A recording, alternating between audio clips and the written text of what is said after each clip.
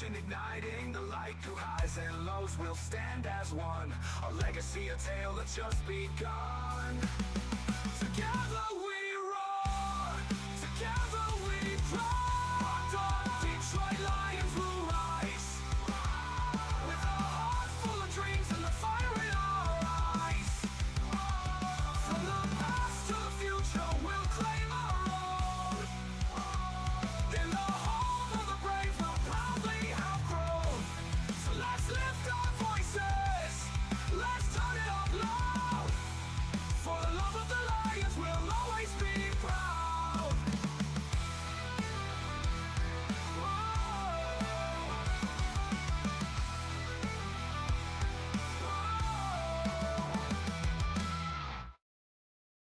All right, good morning. Welcome to the Rise and Grind Morning Show. I'm your host this morning, Will Rock. It is 8:05. It is October 30th. We've got one day left in the month.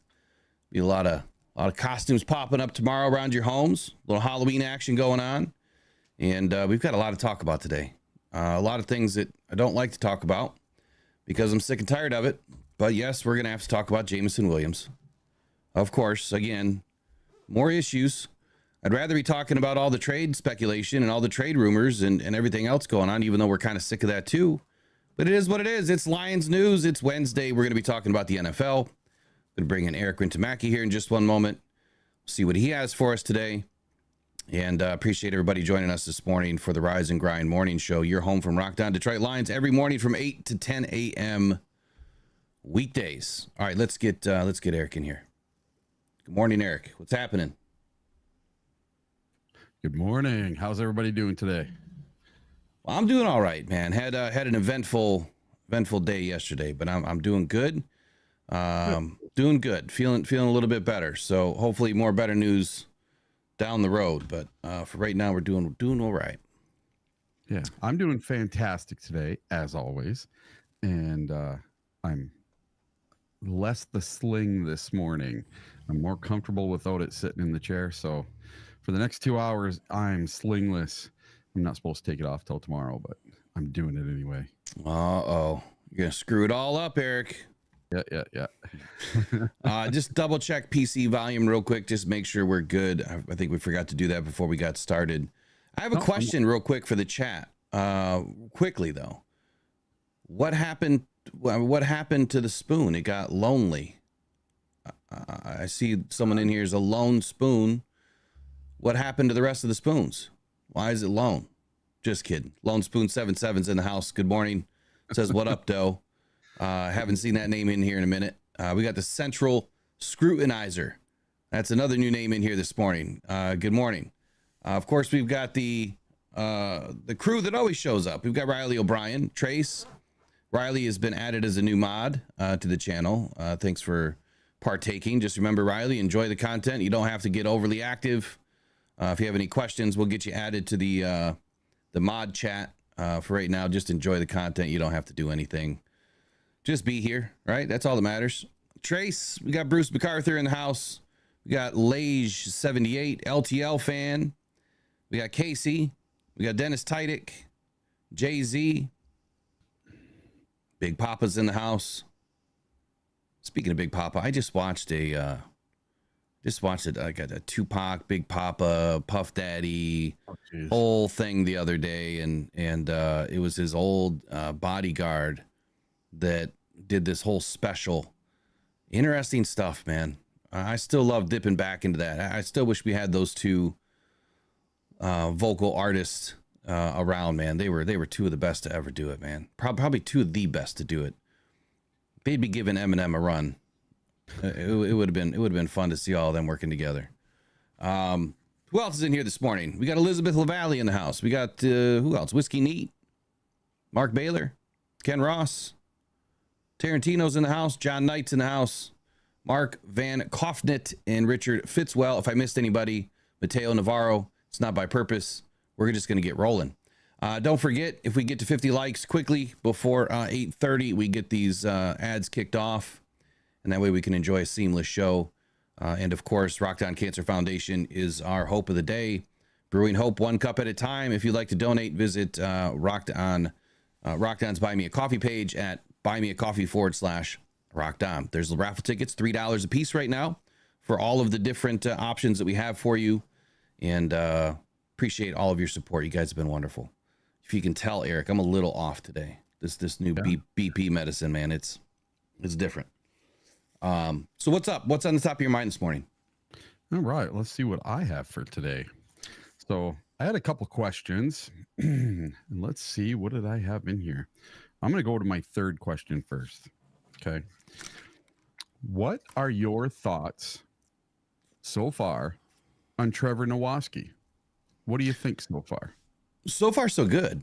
I mean, he's been a bright spot, I think, for this Lions team. I mean, a UDFA, right? A guy that you don't expect to really do a whole lot this early in his career, but he gets poached, away from the Lions. Obviously, the Lions had a lot, of hope for the guy. They bring him in. They did not want to lose him. They bring him up to the 53-man roster, but due to injury and other circumstances last season, they had to put him back down. And when they put him back down on the practice squad, he was poached right away. We remember the whole story here. And it wasn't long after that you could tell that the Lions wanted him back. So quickly this season, they bring him back in. And he's been a bright spot, man. I mean, he's making plays. He's in the right spot at the right time. He has a lot more development in front of him.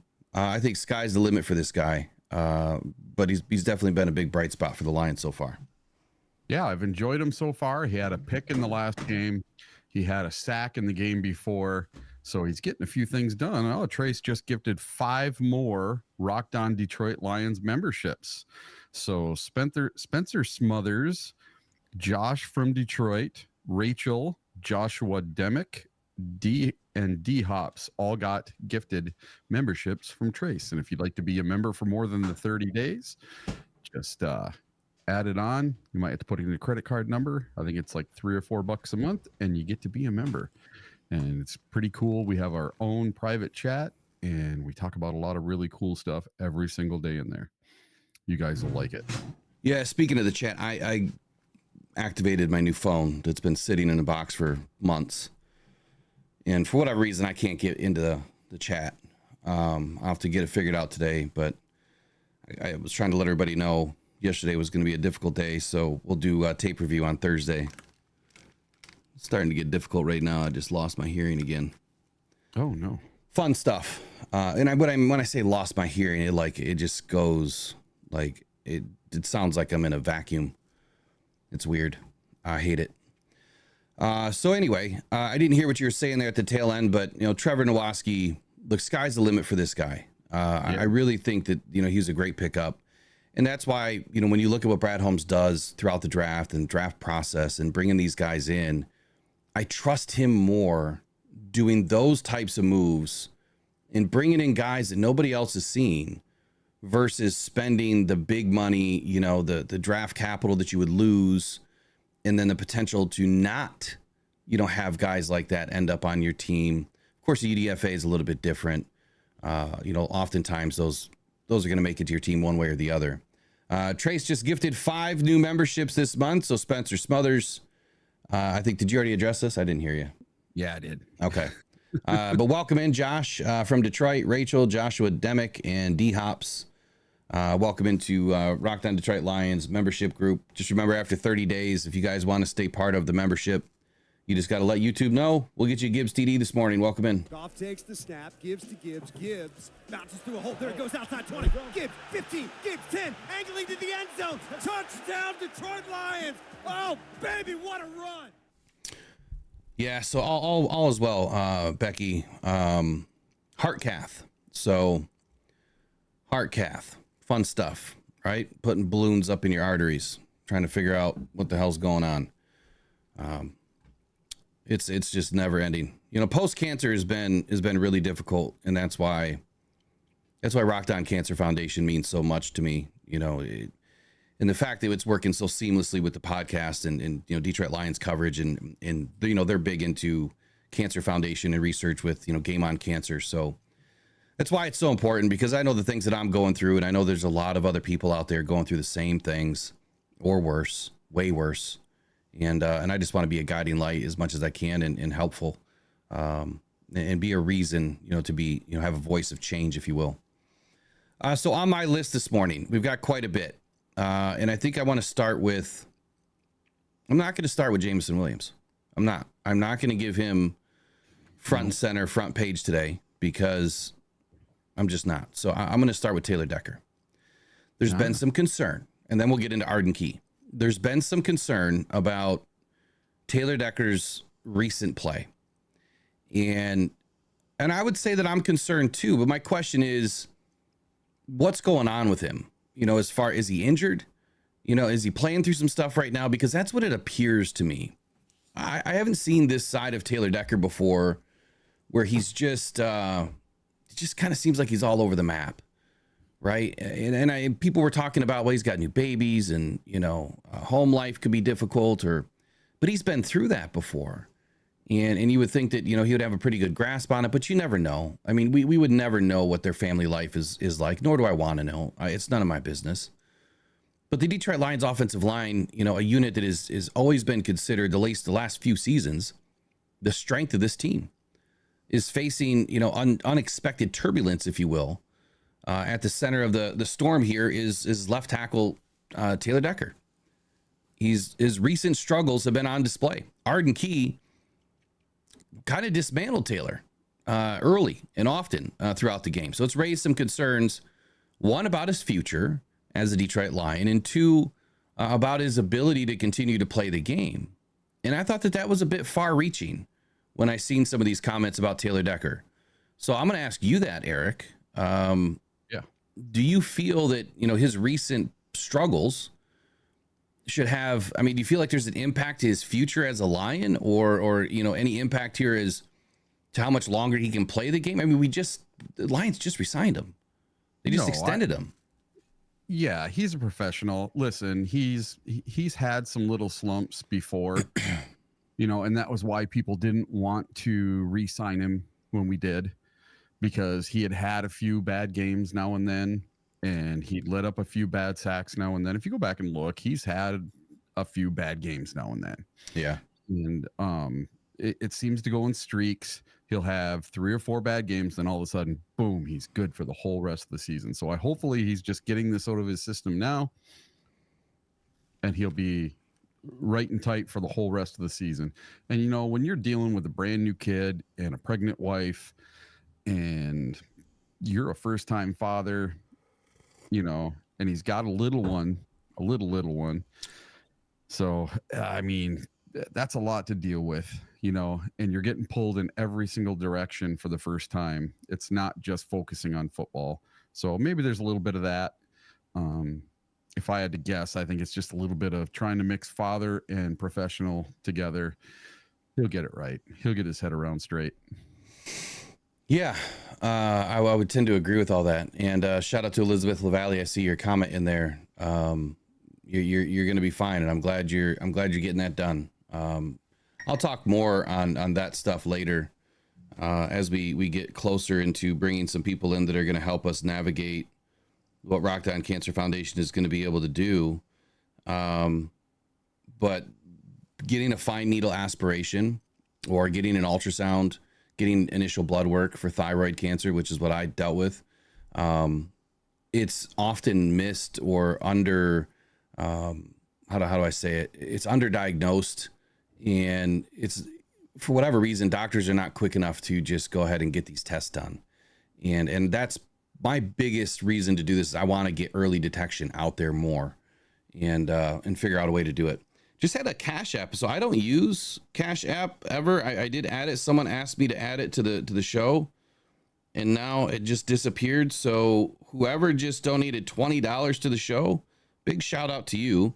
Appreciate it. If you could throw your name in the chat and let us know who did that, really appreciate it. Of course, all of that proceeds will go to Rockdown Cancer Foundation. So awesome, man. Let me get you a I'd hate to say JMO TD. We'll go Laporta. Back looking deep downfield, got a man wide open. You can tell I'm mad at JMO right now. Touchdown, Detroit Lions. 45 yards on the connection, and the Lions are back in front. So for Decker's decline here, what does it really mean? He's been extremely reliable. I mean, his performance, over the last several seasons have been stellar. He's been one of the best left tackles in the game. Decker's kind of hit a rough patch. He's been noticeably less effective in pass protection. He's allowing a concerning number of pressures and sacks. This dip in form really, coincides with the emergence of, even Arden Key, but the emergence of a pass rush against our offensive line, and what defensive coordinators are trying to figure out, how can they beat our offensive line, which is the toughest task, I believe, in the NFL right now for any offensive line out there. The Lions are the standard, and what Hank Fraley is doing, these defensive coordinators are trying to figure out. So they find the weaker link. And unfortunately, right now, it's been Taylor Decker. And Arden Key he was able to tee off on him, from the first play of the game. I do feel that, Arden Key is obviously a very talented edge rusher. He's been around. I can't believe that I forgot about him playing for the, the Titans, previously, last week when we were doing coverage, because he is somebody that I would have highlighted. And he is somebody that I would have spoke about as an opportunity for the Lions to potentially bring in. But there's several factors that may be contributing to Decker's decline, if you will, or rough patch. He's 31 years old. He's kind of entering the later stages of his career.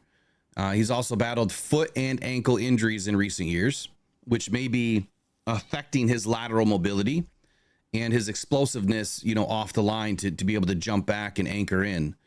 Scheme changes. Look, Ben Johnson is an absolute genius with what he's doing with this offense. So Decker is being asked to do a lot, a lot of things that are different from what he's been asked to do previously.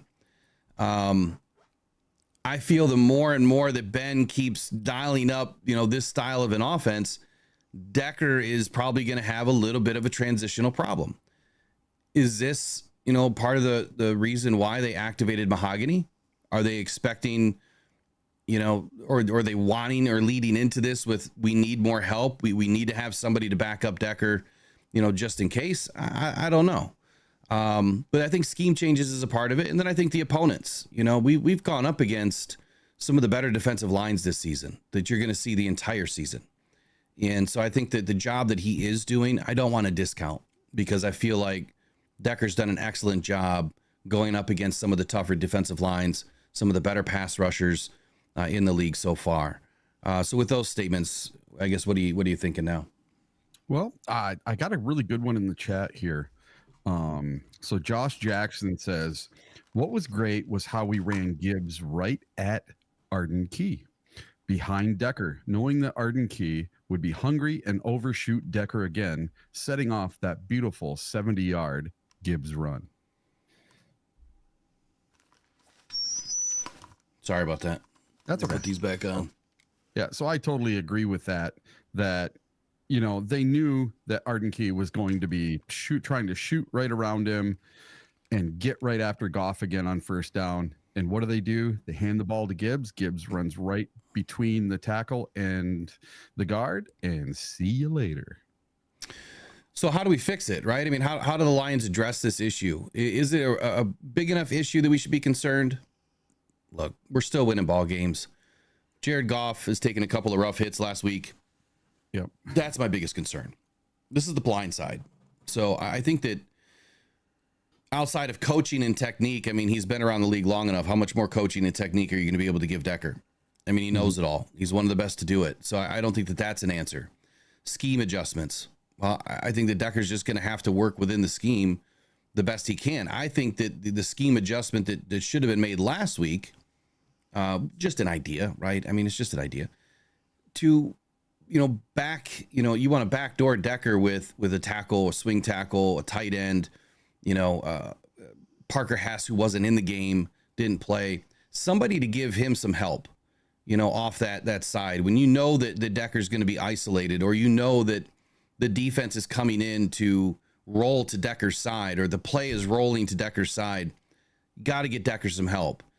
If we continue to see this trend where he's struggling in pass protection, especially on, you know, pretty good blitzing ends, then Ben Johnson's going to have to do something. Hank Fraley's going to have to do something scheme wise to make the adjustment work.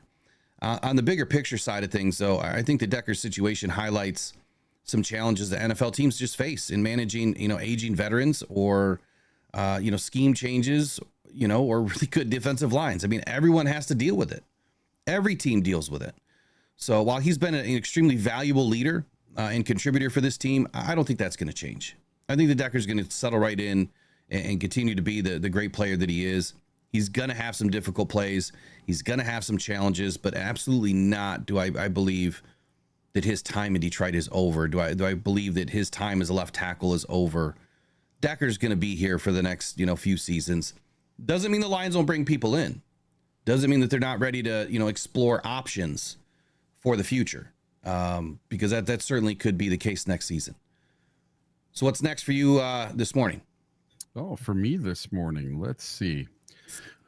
Boy, did Dan Campbell trick us or what? With that little, I don't know. With that little jumping up and down, and was he being coy? Was he being real? Was he being honest? What has Dan Campbell always done in the past? He's always told you the truth, right? He's never been deceitful up on the podium. So was this Dan Campbell being coy, or was this Dan Campbell being real when he did the little jump up and down? Maybe. That's what I want to know. I don't think I really have an answer for that. Let me get these ads turned off real quick. I think we've made it. So do you think, oh yeah, we hit 50 likes super fast. So do you think that Brad Holmes and Dane Campbell have a trade in place? Or do you think that Dan Campbell was just messing with the media? I mean, from what we heard, you know, the day before, it was that something was pending, that they're working on a couple of options. No, I don't know when Brad Holmes is on the phone. No, I don't know how many teams Brad Holmes has talked to. Nobody knows that stuff. But what we do know is there's some interest, and what we do know is they're looking. They've told us as much. I don't think that Dan Campbell or you know, we haven't heard from Brad Holmes, but you know, I don't think that Dan Campbell or Brad Holmes have ever fed us a line of BS. They're not going to tell us the full story, right? They have to hold some things close to the vest. You have to. I mean, this is the hardest part of the business right now is acquisitions and building your team and getting the best players to play for you, and being able to make the transition halfway through the season, bringing in potential trade options. And no one's going to let that information spill. Insiders, you know, beat writers that are right there in the room, they don't have a clue as to what's going on. They might have an inkling, they might have an idea, but unless they hear something in passing by accident, Nobody knows what's going on. The only thing that I've heard in like through passing is that there was, a couple of options that they were looking for, and that there was potentially something that was going to happen yesterday. Then the whole Dan Campbell thing happened. And yeah, it was kind of funny, but people took it really wrong, didn't they? Like they were calling him an ass and, other things, that Dan Campbell is just kind of being a jerk and teasing the Lions fans. And I don't know about any of that. But from what I understand, they're still looking. They're just trying to make sure it's the right fit, right time, right place, right everything before they pull the trigger on this. Who is it going to be? I mean, I would love for Arden Key to be that guy. Absolutely. I still can't believe I forgot about him. I don't know how I forget about such, what used to be a really dynamic player. He's been playing pretty well. Let's go into Arden Key for a minute. Yeah. So what does Arden Key mean? What does he bring to the table for us? Mm-hmm. And let me get this open here.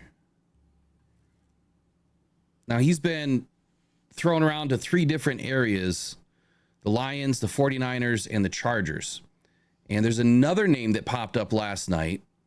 And this is why I really hate reading all of these trade rumors, because now you're hearing the Chase Young name again as a potential to come back into the fold here and be traded to the Lions. I don't know about all that. They had multiple runs at Chase Young. I don't want nothing to do with that dude. Well, I mean, I think he proved myself right, at least last season, where I said, yeah, he's just not going to affect the team. He didn't do squat for the 49ers. But anyway, let's talk about Arden Key for a moment. So should the Lions want to bring in, someone to not really replace Aiden Hutchinson, but to help kind of replace some of the production, would Arden Key be a good fit? I think that, there's potential here. What he did against Taylor Decker, my whole thing with bringing in a guy like that is very simple. If they're beating your tackles, then they can beat just about anybody else in the league. I'm sorry, but Taylor Decker is better than, 90% of the league out there from an offensive lineman standpoint. Even at, the way he's been playing this season, he's still better than the large majority of offensive tackles in the league. And if Arden Key can get him off balance like that and get by him and create havoc the way that he was, those are the kind of players you target. Now, did Bosa and Khalil Mack and, Crosby and any of the other big time defensive ends do anything against Penei Sewell and Taylor Decker? Yeah. No, they didn't. So why would we want to bring those guys in is the question. Exactly. You want to bring in the guys that do have success. And Arden Key was just the most recent one. So I would say that Dale says Holmes is the world's best tire kicker. Yeah, he is. I would say that he's kind of come alive in recent weeks too. I mean, Arden Key, what did he have? 4 tackles, 3 sacks, 5 QB hits, forced a fumble in the last 2 games. Oh, wow. So pretty productive, right? Yep. And going up against a really good offensive line in the Detroit Lions, I think he makes perfect sense. Contract-wise,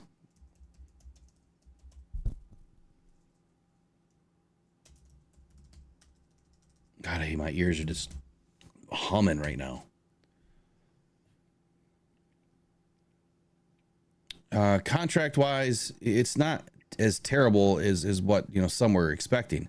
He is signed through 2025, and he does have some guaranteed money, it looks like, in every single season. But 2024, his cap hit was $4.2 million. Next season is $9.3. So what's it going to cost you to bring him in for this season and next season? You have a potential out, after in 2025. He's basically 2 years, $14 million, $6.9 million in dead cap. Yeah. Perfect opportunity cap wise. I mean, his cap is under 3%. Yeah. Average. Cheap. What's that? Cheap. Yeah. Super cheap. Yeah. Cheap. So if I made you the Lions GM for a day, And I told you I'm going to give you Detroit's next year's 5th, 6th, and 7th round pick, and you can do whatever you want with any of those 3 picks, but you can't use any other picks, and you got to keep the money at a decent level. What would you give up for Arden Key? Wow. You can use up to a 5th, a 6th, or a 7th. Or I only get 1 year's worth of picks? Or you can do any combination you want. Yeah, or you can do the next year's 5th, 6th, 7th. I mean, I think the Arden Key is definitely worth a 5th.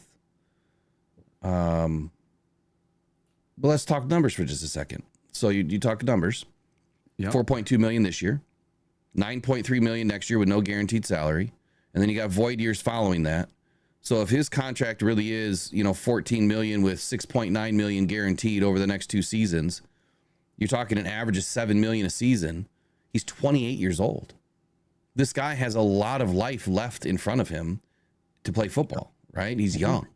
What is he size-wise? Perfect. He's 6'6", 265. Hey, there we go. That's what we're looking for. That's exactly what we're looking for. Does he have the big, long arms? That's what I'm about to find out here. Gruden really loved this guy. Gruden was the one that drafted him when he was with the Raiders. So, I kind of trust Gruden in his evaluation of players. He's got 33.5-inch arms, 10-inch hands. He was listed as 6'5", 238 at the combine, and now he's listed as 6'6", 265. So I would probably lean more towards what the combine stats were, 6'5", 238. Maybe he's 250 right now. So he's a little bit leaner. So he's going to be more of your speed rusher. He's not the big end. He's going to be more of the Aiden, rushing style, if you will. You can move him around. But he's a former 3rd-round pick. He's been moved around. Let's see, what was... I don't remember how much he was traded for back in the day. He might have been released or free agent. Yeah, it looks like his contract's expired. I mean, look, if I had to give up a 5th and a 6th to bring in Arden Key, I would do it. Yeah. I would do it in a heartbeat.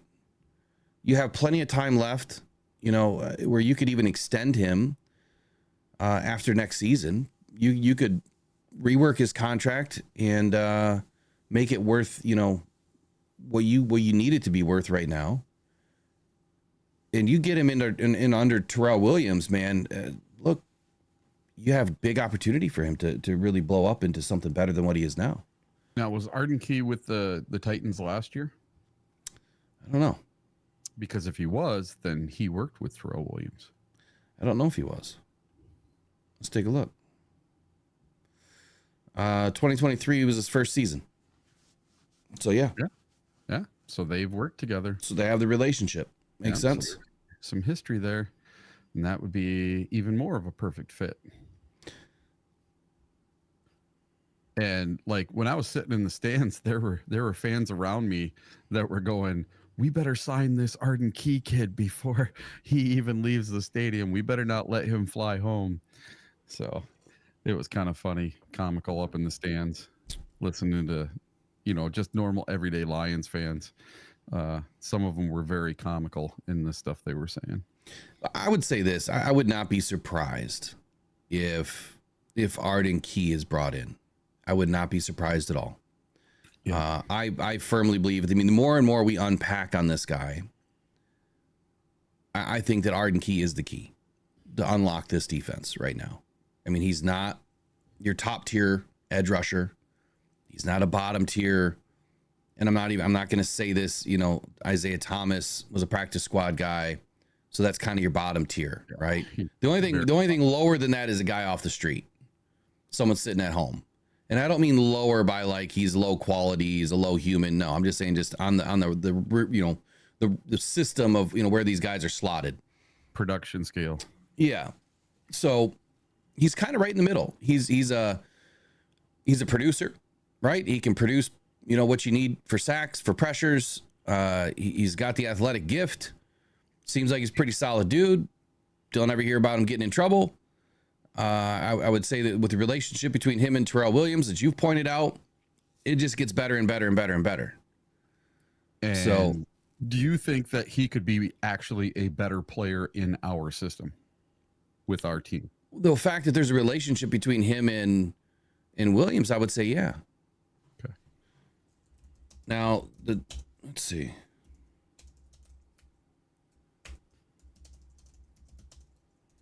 Let me look up one other thing.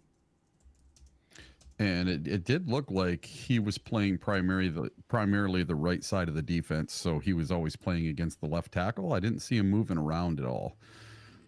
Yeah, I remember just the plays on Taylor Decker. I still have to do more tape review, but that's what I wanted to highlight last night, which we'll do Thursday. We'll do Thursday night. So the Tennessee Titans also kind of use like a low blitzing style of philosophy in 2023, which honestly I love. You've heard me talk about it multiple times this year. We got to win naturally, right? Win your one-on-ones. And if you do that and you're forcing these guys to produce in a one-on-one situation without blitzing the crap out of the offense, then I would say there's your answer, right? If he's winning without, a huge overstunt on the defense, or, if you're blitzing 5-6 guys, of course you're going to find some wins. But if you're just running 4 guys and you're not really blitzing a whole lot, that tells me that he can win more often than not. And then if you insert him into our defense, where we do utilize a little bit more blitz, and we do have some guys on the back end that can protect, he's going to have even more success. It would be my initial thought process anyway. They only blitzed 20.7% of the time last year. The Titans. Wow. And they didn't allow more than 100 yards rushing in every game last year either. And they only allowed a touchdown on 37.7% of opponents' trips inside the 20-yard line. Those are pretty good stats for a defense. And so the fact that he's part of that, and he's, been part of, what is the Terrell Williams way. Here's the other thing. He does really well with an interior component to a defense. I mean, I think all players do, but that's the write-up on Arden Key, is that when he has someone like a Simmons that he can work next to, obviously he's going to have better production. Well, not only does he not have a Simmons right now, but he would have a DJ Reader and an Aleem McNeil in Detroit. So either side of the line, he's fine. He's got somebody that he can play with and play off of. Yep. So that's an even better opportunity than what the Titans have right now with just Simmons. So I'm all in on Arden Key. My vote today is for Arden Key. Brad Holmes, get it done.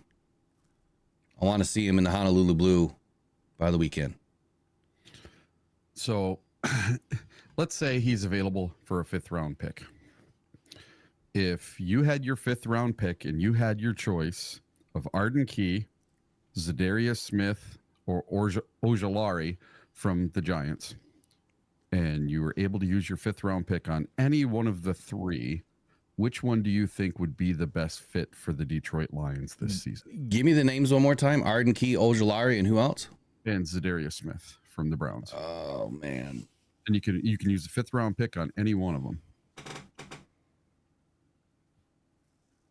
And we're not going to worry about the money part of it. Just which player do you think fits the Lions the best of those 3? So if you're not worried about, so we're not going to take money into consideration here? Yeah. So taking money out of it, which one personnel wise do you think fits the Lions the best? Body type, size, who the players are. If you had your wish list and you could spend a 5th round pick and you could get any one of the 3 for that 5th round pick. It is such a loaded question because let me try to break it down. So Darius Smith obviously is a proven commodity. He's a little bit older. He's got good stats. He's played around the league in multiple concepts. So he understands, all of the different, route combinations. He understands the different defensive techniques. multiple different schemes. I believe he's played 4-3 and 3-4. So as an outside linebacker or as a down lineman or as an edge rusher, he can do it all. And from a functionality or versatility or being versatile standpoint, he kind of checks all those boxes. But I'm going to go back to the first thing I said. He's 32. Mm-hmm. And if we're not worried about contract, I want to say that, didn't he have a two-year deal left in front of him, or Yeah. 3-year deal? 2 years left, I believe. Yeah, and I got to talk about the money for just a moment at least, but Okay. All right. it's not much different than Arden Key. It's a little more expensive, but it's not much different. But he's 32, so 4 years older than Arden Key. So when I'm looking to bring somebody in, it would be, okay, am I going to have this guy for a year and walk off him because I have an out next year, or am I looking to keep this guy for the future? Yep. Right. And I think Brad Holmes is probably looking, if I'm going to bring someone in that's hasn't been drafted by us, I got to think that I'm going to want to keep them for a little bit longer. Right. That I think that there's some future potential here. And with having Arden Key only be 28, I guess now my slider is kind of sliding back towards Arden Key. Now, Ojulari, He's lighting it up for the Giants. the Giants got a good defensive line. Yeah. Talk about Azeez Ojulari, yeah? Yep. Yeah. And so he's only under contract through this season. And he's in his first contract, so he's looking to get paid. Yeah. Right. And I don't see where the Giants are going to want to let a guy that, they drafted him in 2021. Mm-hmm. Why are they going to want to let Ojulari go? Because if they can't re-sign him, then they get nothing for him. That happens all the time, though. But they can still hit him with franchise tags, or you can tender them. There's a lot of so they could get something for him. They could tender him next year. Well, yeah, but just look what happened with the running back there. They got nothing for him, and he went to Philadelphia and ran all over him last week. So they got a bad taste in their mouth with this deal. So why not trade him? It's a 1-year rental for whoever takes him. They get him for the rest of the season, and you get something for him. Yeah, I'm just gonna say I'm out on Ojulari. I don't think it's gonna happen. 2, he's 6'3", 240. So you're talking outside linebacker size. We have plenty of guys that size. I want someone that is going to bend that end and someone that can bull rush and take care of these bigger tackles. Not saying Ojulari can't, but I think we have enough guys. And I haven't followed Rodrigo. I kind of was off of all interwebs yesterday, as you can imagine, for most of the afternoon. So I don't know what's going on with Rodrigo. They're saying he avoided a bad sprain and that he's probably only owed 1 or 2 weeks. Okay. So that's helpful. I would say I'm out on Ojulari, and I'll be honest. I like Dariussmith. I do.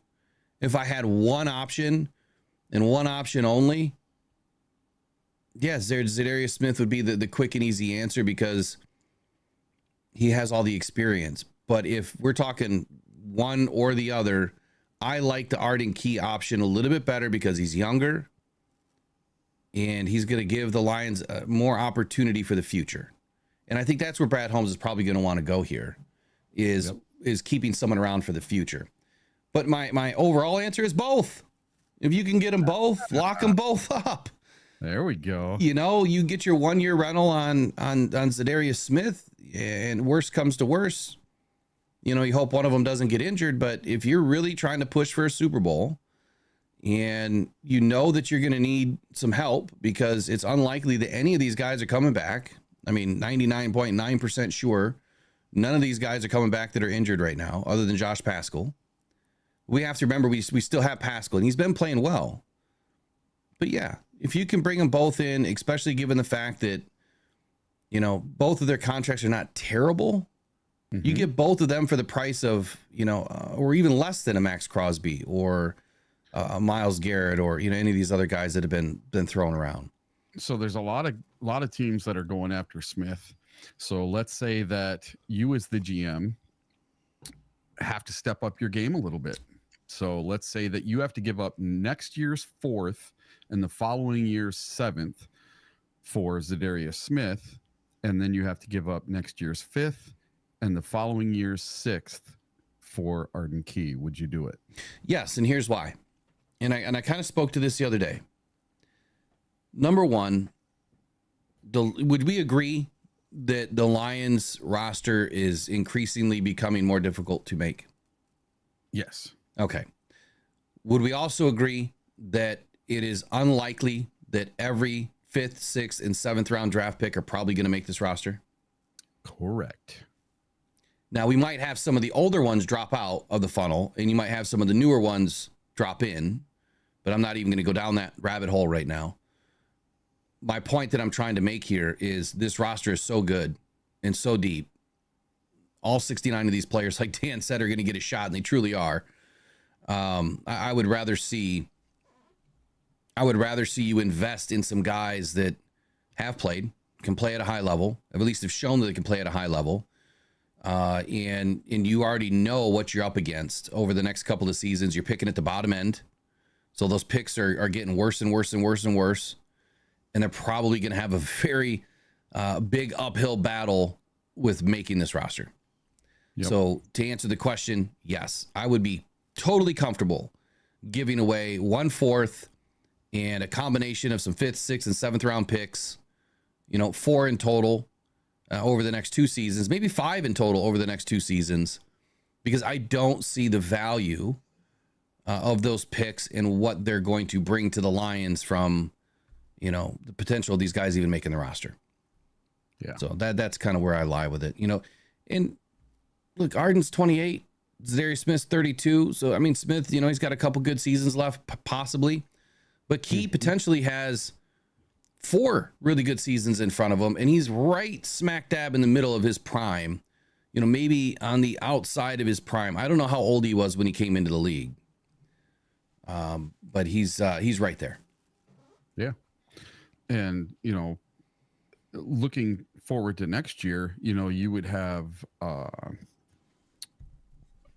let's say you get these 2. You have these 2 plus Aiden plus Davenport. My God, you could have one heck of a rotation instead of and insurance in case something like injuries like this year happen again.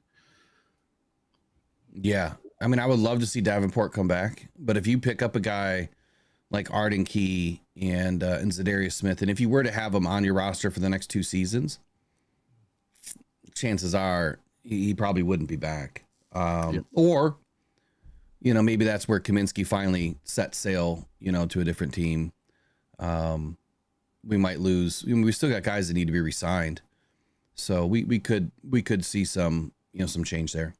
Yeah, I just saw a comment in here that it's really hard after the 3rd round or impossible to get a good edge. I don't know if that is. I mean, I would say it's not impossible. I'd say it's less likely. Yeah. But there's been some pretty solid, edge rushers taken later, in the rounds. I'm trying to think who comes to mind here. TJ Watt, was he a 3rd or a 4th round pick? I think he was a 3rd. I think TJ Watt was a 3rd. Chandler Jones was a 5th. D Ford, Darius Leonard, Shaquille Barrett. Those are all later round picks. Mm-hmm. I mean, they're not like the best of the best in the league, but they're pretty solid. Now, obviously TJ was, obviously TJ's TJ. So yeah, I agree with you, Harpazzo. It is increasingly difficult. Let's look at Arden Key's injury history, and then I'll jump off of Arden Key. Yeah. And someone was asking if Davenport could come back this year. I think with his injury, I don't think there's any way he could come back. Yeah, I think that he's pretty much done. Yeah, I think they put him on the season-ending IR. Arden Key, man, he's got about as clean of a report as you're going to get for a guy that's been playing this long. So he had knee patella sprain in 2019 and a pedal foot fracture in 2019. So first he had the knee sprain, and then he came back, and then he had the fracture. So he has not been injured in 5 seasons. So pretty durable. He's a 5 out of 5 on the durability standard. Yeah. Tarantino put Max Crosby was a 4th round pick. There you go. Yep. Nobody believed in that kid. Eastern Michigan. Come on. Right. Yeah. I mean, you have those, right? You have those. Mm-hmm. And you're going to continue to have them. I mean, as this game evolves, I mean, these guys are just getting bigger and bigger and faster and stronger. And, you know, some of the smaller schools, they don't get scouted as much, but you know who scouts those schools? Brad Holmes and our scout team. They scout everywhere. Mm-hmm. They're not afraid, you know, to go into some of these smaller schools. All right, what's on tap? What's on next for us? All right, let's see here. Should we get the JMO thing done and over with? Well, let's go around the NFC North real quick. Okay. So the Vikings pulled off a trade yesterday for Cam Robinson for conditional draft pick. What do you think about that little deal that they did?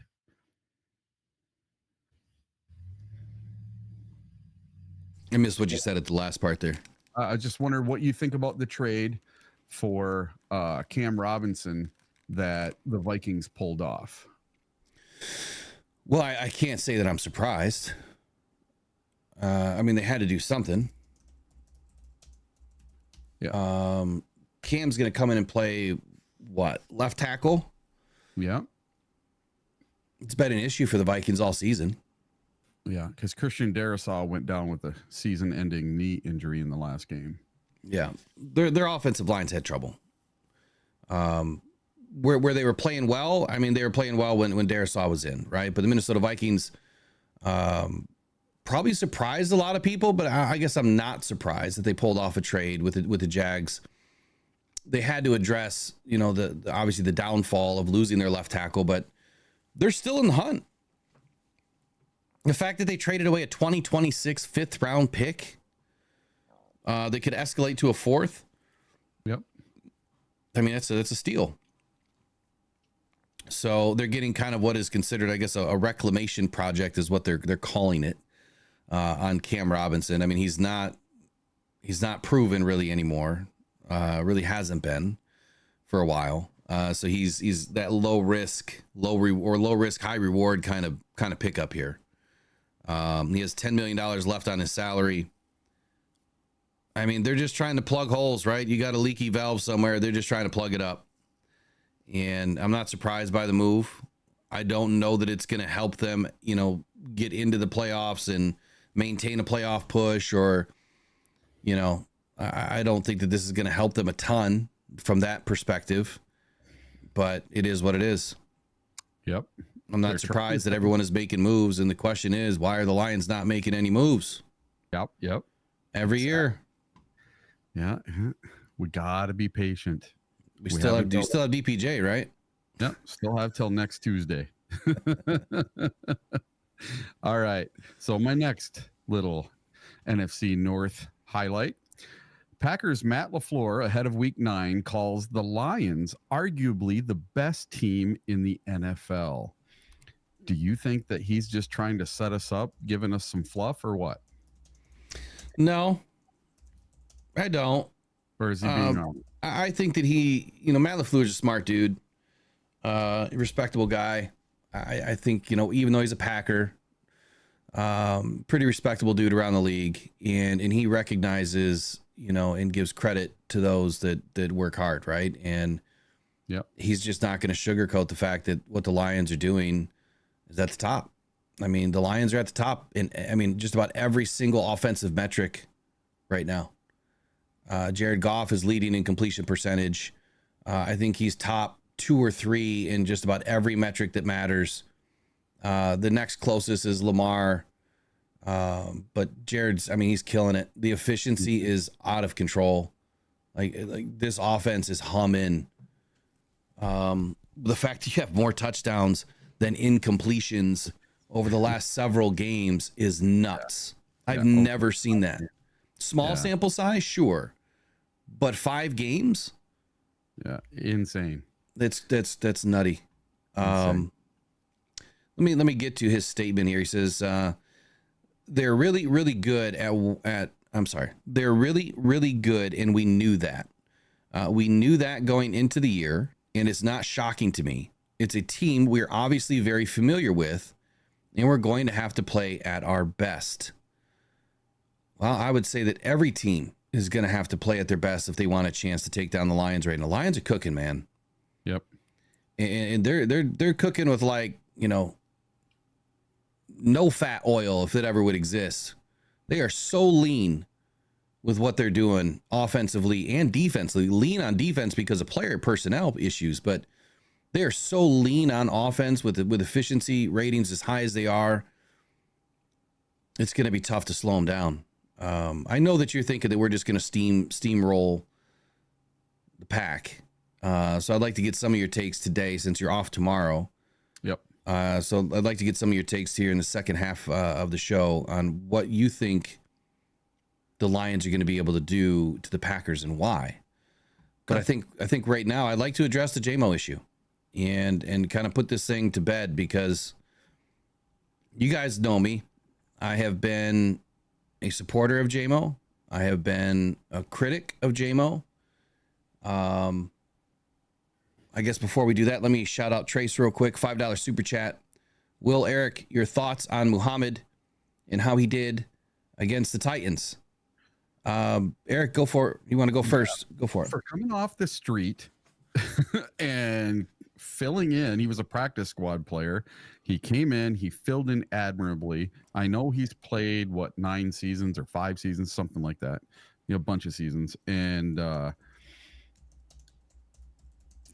listen, he came in right away, didn't know our system, and he played very admirably. He led the team in pressures with, I believe, 6. And I was watching him and Isaiah Thomas on this last game. I was sitting in the end zone looking straight at them with their backs to me for 2 of the quarters. And I really tried to pay attention to those two more than actually what was happening in the play or what was happening on the field. I was really trying to pay attention to those two. And Muhammad just seemed to be this close. Close every time. He was getting this close. So give him a couple weeks. Let's see what this kid can do. He might be a good rotational piece. I don't think he's going to be a starter, but he might be a very good rotational piece. Somebody that comes in and gets one once in a while. I would agree, man. I was pleasantly surprised, but I didn't really know that it was happening when it was happening. It was quietly done, it seemed like, but you could tell, through a couple of plays throughout the game, that he was just, half a step away, a quarter second away. And the ball was coming out quick. I mean, we were getting pressure on Rudolph, but the question for me is, how much better can he get in such a short amount of time? But when you look at the size and what we just brought in here, a 6'3", 250-pound guy. So when we're looking at replacing a big end or, a speed end, he kind of fits that half linebacker, half end size. He's a tweener, and he didn't play like it. I mean, he played like he knows how to play the game, and I was pleasantly surprised. So I'm excited for his future and what he has left for the rest of the season. I mean, Dan Campbell said it. We're going to see more of them, and we cannot be out on these guys. Look, they targeted these guys and brought them in for a reason. There's something that they see in these guys that they trust. And I don't know if there's any relationship with Muhammad and Terrell Williams from any pass. No idea. No idea. Let's see. He's played for the Colts, the Saints. Oh, so there was a rub there with AG and Dan Campbell with the Saints in 17-18. Yeah, there you go. So that's where they knew of him. Isaiah Thomas, I don't know. I can't remember exactly if there was any crossover before, but I think Muhammad's going to be, he's going to be in one of those little bright spots that we didn't expect. At least I'm hoping so. And shout out Trace again for your $5 super chat. Really appreciate all of your work and effort into the show, and of course your support of Rock Done Cancer Foundation. Goff takes the snap, gives to Gibbs. Gibbs bounces through a hole. There it goes outside 20. Gibbs 15. Gibbs 10. Angling to the end zone. Touchdown, Detroit Lions. Oh, baby, what a run. So I'm going to get into JMO, but first I want to address Patrick Watts. Says, throw out the records, a division game. It'll be a dogfight all the way through the fourth quarter. Yep. I do not doubt that this is going to be a fight. I think that it is going to be a fun game. I don't know that it's going to stretch all the way through the fourth quarter just yet. I'll wait and see what tomorrow and Friday unpacks for us when I get through, my pregame preview. I pretty much do 3 of them. I do Thursday and Friday, and then I do another one on Sunday morning after we know the rest of the injury history. Here we go, though. Let's talk about JMO. I'm thoroughly disappointed in what's going on here with this guy. You guys know that I've been a staunch critic of JMO. When he was kind of getting acclimated to the league, he had some issues, early on. He comes into the team and it just seemed like he wasn't ready. He had all that time off to learn the playbook, finally gets inserted into the offense the last few games of his first season, and he just looked like a fish out of water. Some of that is expected, from a rookie. That's expected. Some of it might have been self-manifested, where he just wasn't mentally there. He wasn't mature enough to put himself in the best position to be ready. And then we saw the issues on the sideline, that first year where he was chewing out coaches and yelling at coaches and stuff on the sideline. And all that stuff, you can go back and watch the tape. I was there. I seen it. I've seen the tape. So I know what happened. A lot of people want to say it didn't, but it did. What was said, we'll never know. But anytime you're yelling at a coach, it's not good. So his first year, we'll call it a wash, right? Learning experience, coming back from an injury, a lot going on there. You expect that, there would be some issues. Okay. Second season. All right. This is JMO's year. He's coming off an injury still, though. He's only had a few games of exposure. We've seen, the big playability. Hopefully he puts it together in year 2. Bang, slams the door right in my nose. Gambling issue. Even though it was bull crap to a degree, he's putting himself in that position. And it's that part of it we can't ignore. Whether the rule was bull crap or what he did was, every stretch of the word bullshit. It is still a rule. It was still, a bylaw to their employment to the NFL. Can't do it. Doesn't matter if it was on a team plane, team hotel, team facility, team bus. Believe it or not, this is a team facility. Doesn't matter. It happened. So he gets suspended for gambling. And then later it's walk back, a couple of games. Pattern is there. And then he gets, started to play it, and he's just drop after drop after drop after drop after drop.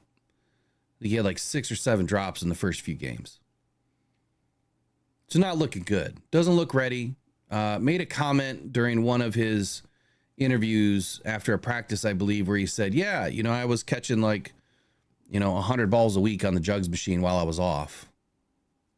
And I'm thinking to myself, Amon-Ra St. Brown is catching 202 every day after practice. What do you mean you're catching 100 a week? Did you mean 1,000 a week? Because when you're at home and you're suspended and the only thing you have to make money with is your hands in a football game and your legs, you would think that you would be working those out. So that kind of put me off into,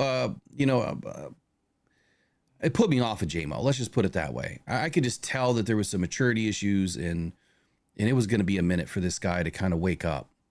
And then he kind of woke up.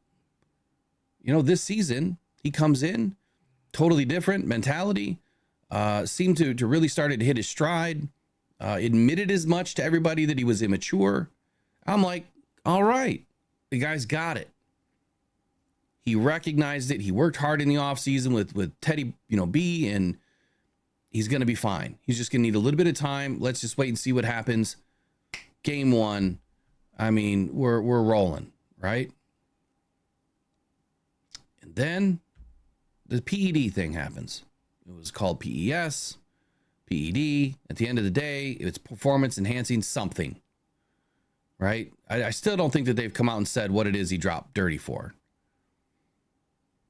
But here's my conspiracy with this before I continue on. It just seems kind of weird that this traffic stop happened in week 5, 3 weeks ago. And then they didn't appeal the decision for the PED thing. So it almost seems like to me that the Lions knew this was coming down, that somebody was digging, and that this was all going to come out. And as you know, instead of having JMO in the building, JMO, just don't appeal it, dude. Take your lumps, get out of here. Because what's about to happen when all of this surfaces, it's going to get way worse. And then you could be looking at multiple more games of suspension. So I think that this was intently done, that the Lions just, and I'm alleged, speculating here, that they probably just said, get out of the building. This is all going to blow up and we got to let it blow over. And the best way to do that is not having you in the building where you don't have to answer questions to the press. Because right now, JMO doesn't have to answer any questions to the press. He's not in the building. He's not in the locker room. Doesn't have to be there.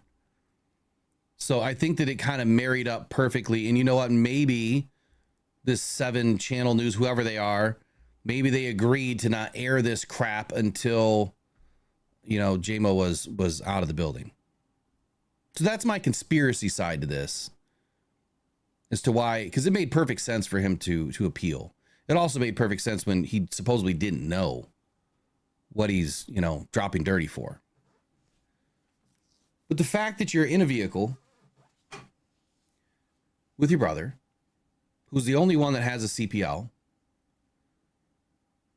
a gun should never be, underneath your seat loaded, whether it was in a box or not. That still is not up to law standard. It has to be in the trunk. If you have a CPL, it doesn't matter. But I mean, I'm hearing things from fans like yesterday on Twitter. I mean, I put something out. I was just disgusted. I'm just kind of done with it right now. And you have people say, well, he has the right to bear arms. Of course he does. But let's not kid ourselves here. There's laws.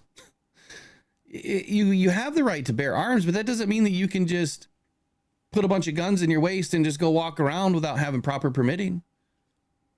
Absolutely, you have the right, just like everybody else does.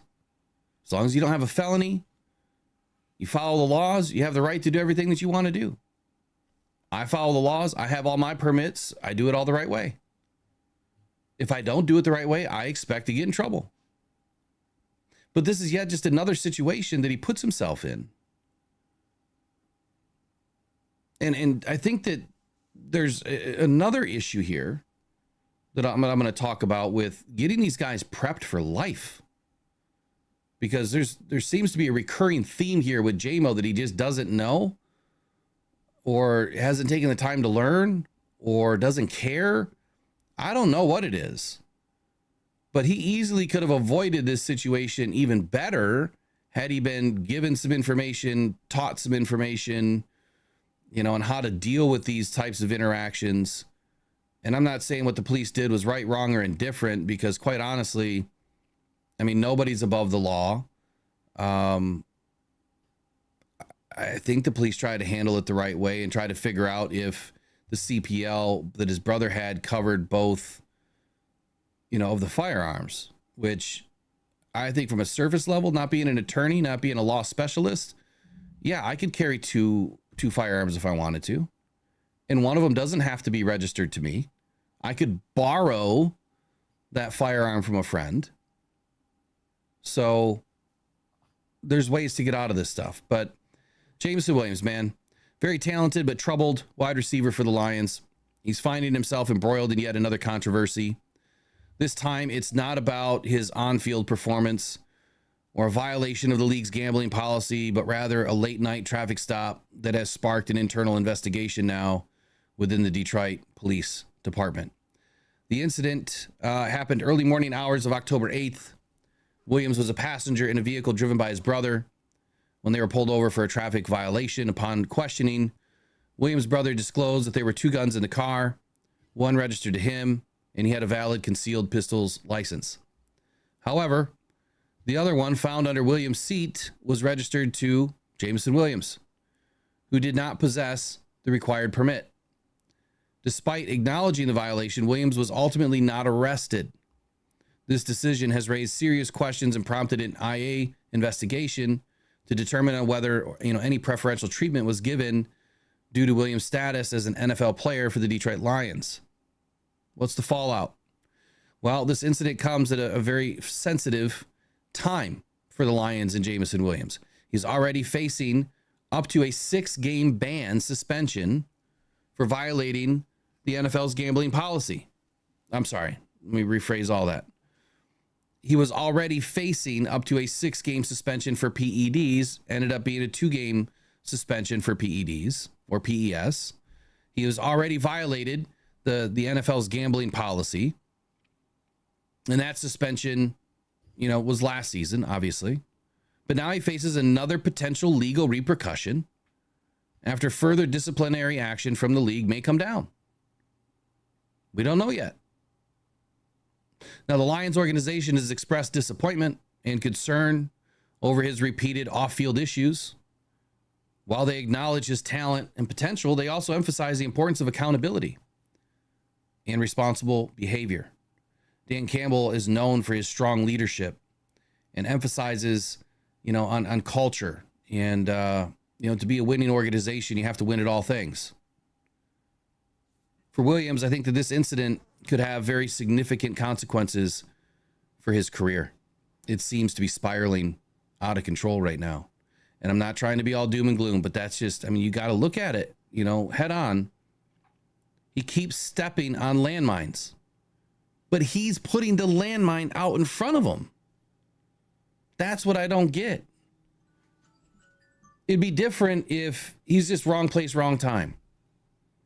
But he's literally putting the landmine out and then saying, here, I'm going to step right on it. That is a bigger concern for me, and any psychology specialist could probably take this a whole different direction, that there's something going on with him that he just can't figure out.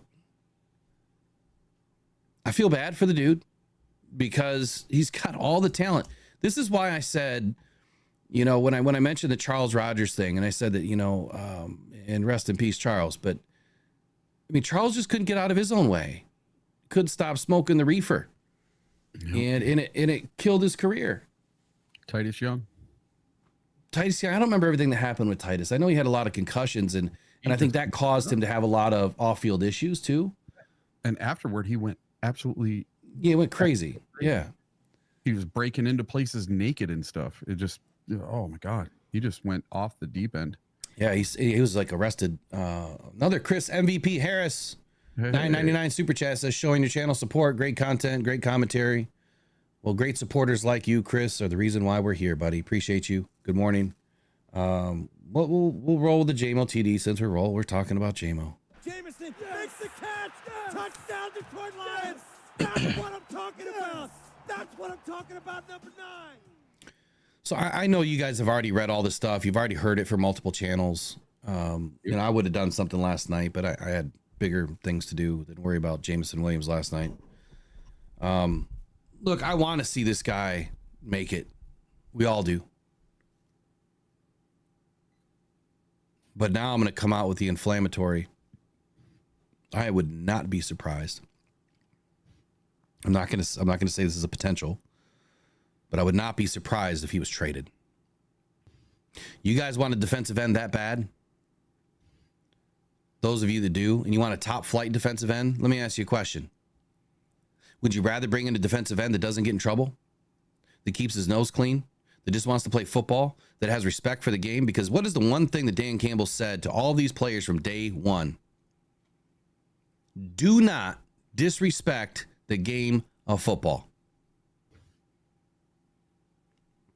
J-Mo is pissing in the face of football right now. Everything is in front of this guy. All he has to do is catch it. That's it. He's got one job to do. Just catch it. And he can't do it. So I would not be surprised. I'll tell you right now, the NFL was extremely light on what they did with Rashee Rice. I'm expecting the same treatment for Jameson Williams. He hasn't been suspended. Now, he got injured, but he wasn't suspended after all the crap that he did. Yep. So I'm expecting the same treatment, NFL. Not to say that I agree with it, because I don't. I think what J-Mo's doing is stupid. But now I want to go into a couple other questions. And before I do, Eric, what are your thoughts? I know you really didn't want to talk about this today, but nope. This is the one thing. So a lot of people are talking in the chat. Why would you even waste your breath? Why would you even talk about this issue? Listen, last night when Will and I were going over topics for today, I texted Will and said, I don't want to talk about J-Mo. That's the one thing I don't want to talk about. It's not that I'm sick of standing up for the kid. I'm just tired of all the negativity. All the things that are being written about him, everything that's being said about him, people wanting to trade him, people wanting to get rid of him. He's one of my favorite players. And I think he is an absolute weapon for the Detroit Lions. He doesn't need to be the focal point on every single game, but you have to have that guy that can open up the top of the defense every once in a while when you need something over the middle to Amon-Ra. When you need that it's 4th and 17 and you get 19 yards over the middle to Amon-Ra, it's open because J-Mo's blazing over the top, going for the end zone. So this is what I'm going to say about the whole J-Mo thing. J-Mo, I'm here for you, buddy. Come up north with me. Let's go rock hunting for a week. Get you away from all the bull crap and the guns and everything else. There's nothing like that up here. I don't have a gun in my house. You can come up here. We'll go look for rocks. We'll get your mind off of all the bull crap. Let's go rock hunting, buddy. Come up here. We'll get your mind right. We'll get you ready for the Jaguars game. So a couple things. It's disappointing when I see things in the chat, from people that clearly only have one agenda, and that is either they ignore fact and they just want to be trolls. So I'm not even going to mention the name that's saying it, but did I ever say riding with his brother was stupid? No. But riding with his brother is not what was done. What was done is you had a weapon underneath your seat that is breaking the law. If you had a CPL, you would be fine. Yeah. So don't break the law. It's that simple. I don't know where this country decided to go off of its rocker over the last 5 years, 6 years, 7 years, whatever it's been now. Like we can just break laws, like we don't have a constitution, like we don't have laws in this country to follow, like they haven't always been here for this whole time, and now all of a sudden it's a problem. I have the right to bear arms, but that means that any other law I don't have to listen to because I have a right. That's not how it works. Look, in some states, you don't need a CPL. In some states, you can conceal carry without a CPL. Wyoming. I think Ohio's even one. Yeah. And I'll say this. So, J-Mo, come up here and rock hunt with me for the next week, and we will go take the CPL class together because I want to get mine. And you and I can do it together. We will go get a CPL license, and then you never have to worry about this stupid crap again. Yeah, exactly. So it's not, it's not like, no, I'm just not going to identify you because when you say, don't be scared to say my name, it's, You know, I just keep seeing the same stuff in here all the time from people that, you know, I'm spitting facts and then they say something that is totally unfactual. I don't have time for that stuff anymore. Just like I don't have time for this stuff. Like JMO doesn't have time for this stuff. He's got games to win. He's got games to prep for. So here's my questions. Here's where I think there's another issue that shouldn't be here, because 99% of the players in the NFL aren't having this problem, right? They're not having these repeated issues. They're not having, problems accessing information and doing the right thing. And I don't think that it's a good measuring stick to go and have to clean everything up, wipe people's butts, so to speak. You know, you coddle these young athletes. I think in the very beginning, the NFL does have to do a little bit of coddling, because you're putting millions of dollars in young, impressionable minds' hands that haven't done squat, of life yet. Don't even know what life is about yet. They're just playing a game. They're playing football. You put that kind of money in people's hands, things happen. If they're not taught, very early on how to be responsible. But I think it's basic common knowledge to follow a freaking law. And we're not perfect. I've done stupid stuff as a young kid, but we're talking 13, 14, 15 years old. Not 20s. And I'm sure I did stupid crap when I was in my 20s too. Yeah, put yourself back to being 20 years old, man. But I didn't do this. Yeah, but you got to put yourself back to 20 years old in today. Yeah. Because today is so much different. Like, my kids went through stuff that I never had to deal with. Cyberbullying and mistreatment in school and all this stuff that never happened when I... Well, no, it happened. It was just not talked about. No, but the stuff didn't exist. There was no such thing as cyberbullying. No, it's because back then we were tough. It's different. Listen, when I graduated in 93, the internet didn't exist. Right.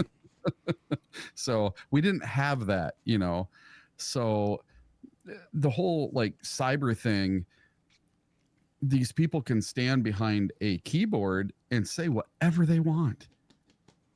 Yeah. And they can make up whatever they want, and there's no consequences for it. They can just, delete the person and they never see the person again. So they can say whatever they want with no consequence. And it's a totally different world we live in now than versus when I grew up. It totally is. So I want to come at this with a couple of opportunities for change, right? You guys know that's kind of what I like to do. I want to try to find some opportunities for change. How can we help future JMOs, right? How can we help them?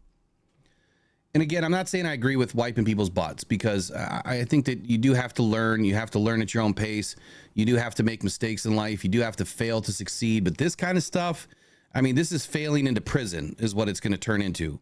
It's failing into a felony. That's can't have that. So number one, my question is, and I believe the answer is yes. If you had two pistols in a vehicle, and you immediately take ownership of them, your CPL would cover it. The fact that it was under his seat would be irrelevant. Now, I'm not a lawyer, so we can try to get a lawyer on this week and talk about it. But I think it would be irrelevant of where the pistol is if you're taking ownership of it. If it's in a locked case or if it's in a case, that's great. If it's not in a case, I don't think it really matters where it is as long as you are the one taking ownership of it. But then again, I'm going to defer to the professionals on this. We'll try to find out. But here's where I want to have some positive conversation with this. Do the NFL players not really have any clue how to talk to police? I mean, you guys see it on your YouTube shorts or TikTok shorts or Facebook shorts all the time. You see these interactions with police where you see these, what is it, First Amendment, people that go around and they try to challenge the police on laws and hold them accountable for doing the right thing, right? Are they not teaching these guys at a very young age, when you get pulled over, shut your mouth? Don't talk. insert privilege, Fifth Amendment, use it all. So are there not any organizations doing any training on what to say or what not to say and how to handle traffic stops? For high-profile athletes, for multimillionaire athletes that have a lot to lose, for organizations that are heavily invested into these athletes, that's their business, right? These athletes, that's their product. You have to safeguard your product. Go spend an additional 10 or 15 grand per athlete per year, whatever it costs. Bring in professionals. Teach these guys how to act. Teach them what they need to do from a legal standpoint. More importantly, just start a class. Have it part of the intake process. They put them through financial training, right? They put them through financial, I forget the term, but the NFL, they put these guys through some financial stuff so they can learn how to manage money and what to do with their money and, you know, so on. Because there's a lot of money we're talking about, especially for, you know, the first round draft picks. I mean, all of them are making good money. But start a class, man. Here's what I would do, very simply. All right, guys, when you go get your new cars or your old cars, whatever it is, day one, you come in for intake training. We need you to bring in your driver's license, your registration, your insurance. We're all going to meet in this big room, and we're going to create a placard. And this placard's going to go in your vehicle, and it's going to say, you know, these sentences, this is what you say to the police for any traffic stop. This is what you say. This is what you don't say. You can hand all of this information to the police officer. You don't have to say a word. You can just hand the placard to the police officer. I don't answer questions. Remove yourself out of the situation. And I would give this advice to anybody. When you get pulled over, you're not being a jerk, right? You have rights. Just like you say, I have the right to bear arms. You also have the right not to speak. Now, that doesn't mean that your day is going to get any better. That doesn't mean that you're not going to get handcuffed. That doesn't mean that you might not end up in a cell. But let me ask you a question. Would you rather be in a cell temporarily or facing a felony that could put you in a cell permanently or for a few years or a lengthy period of time because you made a mistake, because you had an error in judgment, because you forgot to put your weapon away? I'll admit I've forgotten to do that stuff. When I've been done hunting, I've forgotten to put my sidearms away before I had a CPL, but I quickly pulled over and went and done it. We all make mistakes, but there's a big difference between mistakes and pattern. This is pattern. Pattern's not good. So I guess what I would say here is put these guys through some training. You know, get them set up with a placard in their car. Explain to them that they don't have to talk, because if J-Mo would have just said last night, nothing, number one, yes, you can own that firearm, but my brother's in possession of that. He's my protection while we're out and about. Done. Hire him as a bodyguard. Put somebody in charge of of your security. What I did not appreciate, though, is him kind of throwing his name around. Like, I'm J-Mo, I play for the Lions. I'm J-Mo, I play for, whatever he was saying there. Mm-hmm. That kind of stuff, man. Like, that stuff's not needed, right? That's making the organization look bad. So I feel for the dude, as I always do.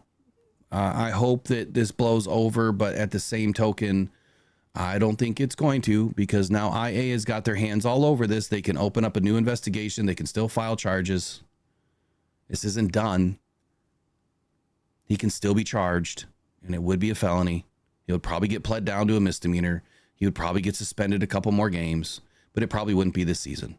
It'd probably be next season. That's my guess.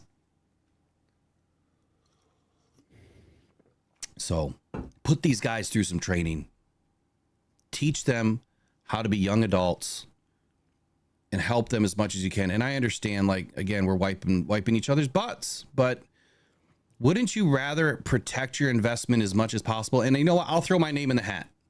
I'll be more than happy to start a company to train and hire the right people to go train all of these individuals and visit every NFL, practice facility right after they're drafted and put them through some sort of a training process for a couple of days. I'll be more than happy to do it. I would love to do it. I couldn't teach the classes because I don't know enough, but I'll find the people that do. All right, I'm done with JMO. JMO, good luck, buddy. That's all it quit pissing me off, man, because I finally started to feel good about him. Even with the whole PED thing, like, God. I knew there was a reason he still had you blocked. See, we can have some laughs about all this. All right. Thing. JMO, come see me. We can go rock hunting. JMO, I'm your supporter. I always will be. We'll get through this. We got this. All right. Let's get on to the Packers. Yeah, you wanted to know what my thoughts were for the Packers for this weekend. So this is going to be our most difficult game of this entire season so far. The Packers are good this year. I don't care who's playing quarterback. I don't care if it's Malik Willis. I don't care if it's Jordan Love. I would almost prefer to play Jordan Love for two reasons. One being, I don't want to hear excuses. When we beat up on the Packers, I don't want excuses. Well, we didn't have Jordan Love. We didn't have Jair Alexander. Blah, blah, blah. I don't care. But you know, Willis has been winning games though. Yes, but I don't want to hear any excuses at the end of this game from any of my Packer fan friends. I don't want it. If we win this game, I don't want any excuses because we have been decimated by injury. We have so many people on IR. It's not even funny this year, you know. So I want no excuses. So the first thing is I want Jordan Love to play in this game. I want him to keep up his interception streak, and I want either Brian Branch or Kirby Joseph to take over the lead for the most interceptions by a safety in the league during this game. And I want either Jordan Love or Malik Willis to help us out. And then I want Malik Willis to play so I can get out my "what you talking about, Willis" and get them going on social media because they're great and I haven't been able to use them yet. So I'm hoping that he gets to play as well. So I kind of hope we play either one. Doesn't matter really. Well, we're going to get one or the other. I mean, I think it's a foregone conclusion. Yeah, and I really think this is going to be a run game because it's going to be outdoors in the rain. And Dan Campbell has already said we're going to need the proper footwear for this one. Yeah, and you know, I keep saying that every year. Every time we go to Lambeau, our guys are slipping. Yep. So And just show up with the 3/4 cleats. Don't even mess around with the 1/2 inchers or the 3/8. Put the 3/4 cleats on and just get busy because this is going to be a game where you need the footwear, like Dan Campbell. Before you go on though, let me preface the matchup here. Okay, we got two NFC rivals going up against each other. Number one, number two, you've got first and second place NFC North teams at 6-1, Detroit Lions, 6-2, Green Bay Packers. Yep. This game determines who takes control of the division. Yes. Now that may be short-sighted, meaning, you know, or short-lived, I should say. It may not last very long. But this is going to be a tough game. I don't care who's at quarterback for the Packers. So what did you want to talk about first as far as topic-wise for this matchup? Just that so preseason, before this season even started, I had us going 7-0. Okay. The only game I got wrong so far was the Bucks game. And we were so close that we should have won that game.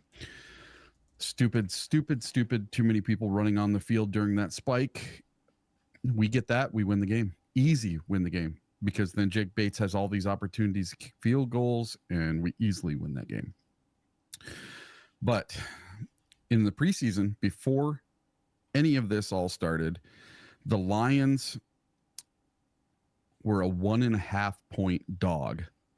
And to begin this week, the Lions were a 1 point dog. And I bet it last week, I put $100 on the Lions to win money line, right? Well, now they went all the way up to a 4.5 point favorite and then back down to a 3.5-point favorite for the Lions, not the Packers. And the Packers are the home team. You would think that they would be the favorite for this week. So I don't know if it's because of injury or they don't know who's going to play at quarterback. So there's a little bit of confusion out of Vegas. So they've put the Lions at the favorite. And right now, 87% of the bets are on the Detroit Lions. I'm not surprised. Yeah, everyone is betting the Detroit Lions to win this game, including myself. And in the preseason, we made our picks. We said what we thought the scores were going to be. And mine was the Detroit Lions 34, which lines right up with what we are doing point wise, because we are averaging 33.7, I think, per game right now. So 34 points out of my Lions and 17 points out of the Packers. And what are we allowing right now on defense? I think it's right around 17 points a game. So that would line up perfectly with what we are doing so far. Lions 34, Packers 17. I think that my score is a very rational score. You think we're going to double them up? I do. I think it's going to be 34-17. I think our offense is too good, and it would take some, I don't want to say this, but it would take some bad bounces by that ball that tumbles and fumbles and goes the wrong way. Well, let's talk about, I guess, some individual points here that can affect the game. Right now, and I'll get deeper into this tomorrow. Then, of course, Friday we get a little deeper. Hopefully, we have a crossover this week with the Packers podcast. I see in the chat where people are worried about the defensive end situation. That if we don't have a top tier defensive end, this could be the game that. Where is it? I just saw it. Paul says this may be the game that not having the defensive end pass rusher will hurt us bad. Well, number one, Pascal is supposed to be back. Yeah. And so far, our pressure has been just as good as it was with Aiden. Now, we don't have as many pressures, but we are more efficient. So we're getting plenty of pressure, and pressures are turning into interceptions, and pressures are turning into, fumbles, or, our guys are knocking the ball out. Amik punched 2 out over the weekend. Our turnover ratio is +10 right now, which is incredible. I'm not sold on needing a pass rusher when it's going to be 13 degrees in Green Bay. 13 degrees, which means the ball's going to be flat. The ball's not going to fly as far. It's going to be hard to catch, which means they're going to want to run the ball. The Packers do not have a run game outside of Malik Willis. Well, they got Josh Jacobs. He's tearing it up. Yeah, but they just don't have a run game up against our defense, though. I guess that's what I should have said. Well, our defense has shut everybody down. So if it was a combination of Malik Willis and Josh Jacobs, I fear that matchup more. Yes. Than Jordan Love. It's not to say that Jordan Love can't move, but he's got he's hampered by a groin right now. So he's not going to be running. He's not. And with our aggressive front four that we have, the Lions really just need to play contain. They don't really need to get after the passer, play contain, and you limit the pass, by staying, man to man. This is going to have to be a man to man style of game, where we have a little bit of bracketing over the top. I think that the key players in this game is going to be the interior defensive line. Again, they have to get the pressure up the middle. This game for both offenses is going to be run the ball, run the ball, run the ball, run the ball. Because right now it says showers early, becoming steady rain later in the day. High near 55, winds southeast at 10 to 15, chance of rain 80%. It is going to rain all day. It's going to be a steady rain. Oh, is my thing in Celsius? Yeah, that field is going to be wet. No. I said 13 degrees, but it must be in Celsius. Yeah. You're looking at the Canadian one or something. What the hell? Why would it be in Celsius? It's supposed to be 55 this weekend, so it's not going to be cold. That makes more sense. But it is going to be wet. It's going to be rainy. It's going to be soggy. It's going to be muddy. Now, when I played high school football, my favorite 2 games I ever played were against Pickford and against Detour. And why were those my 2 favorite games ever? Because it was a downpour and it was the muddiest, grittiest, most fun game I ever played in, both those games. And it was not because I had the greatest stats in those games. It was because it was mano a mano in the slippery mud where everybody had the same challenges. It was wet. The ball squirted out and went all over the place. And everybody was just covered in mud head to toe by the end of that game. And we had a blast. I don't even remember if we won or lost those games. That's how much fun those games were. So yeah, I think the weather is it's 55 degrees. It's I don't know why my thing is stuck on Celsius, but that's kind of weird. But I'm nowhere near, all day. Yeah. So anyway, let's stick to let's stick to the points of the game that are gonna matter the most, right? It's gonna be a running style of a game. Yep. And the Lions have the best 2 running backs in the league right now. I mean, outside of Henry, right? I mean, Henry's really damn good, but they have the best duo in the league.